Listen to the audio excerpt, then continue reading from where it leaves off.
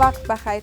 رئیس جمهور کشور میگوید که با وجود کاهش خشونت‌های وسیع هنوز هم رقم قربانیان در نتیجه خشونت‌های طالبان بسیار بالا است. وی در یک گفتگو با یک نهاد آمریکایی گفته است طالبان باید بپذیرند که بدون خواست مردم افغانستان نمیتوانند کاری انجام دهند. دکتر عبدالله رئیس شورای عالی مصالحه ملی گفته است فرصت به میان آمده برای صلح باید ضایع نشود و برای بحث در مورد حکومت موقت با طالبان نیز آماده می باشند. سفیر افغانستان در پاکستان با لوی درستی آن کشور ملاقات کرده است. گزارشات میرساند که عاطف مشعل سفیر افغانستان با جنرال باجوا در مورد جزئیات سفرش به کابل و موضوعات مورد علاقه دو طرف بحث کردند. پلیس پاکستان یک مهاجر افغان را مورد لطکوب قرار داده و ویدیوی برهنه‌اش را در شبکه‌های اجتماعی نشر نموده. این عمل نیروهای پاکستان در افغانستان و پشاور با واکنش‌های شدید مردم روبرو شده است و مقام‌های محلی بلخ میگوید که یک تجمع طالبان در ولسوالی بلخ این ولایت هدف حمله هوایی قرار گرفته، اما مردمان محلی ادعا دارند تمام کشته شدگان افراد ملکی اند.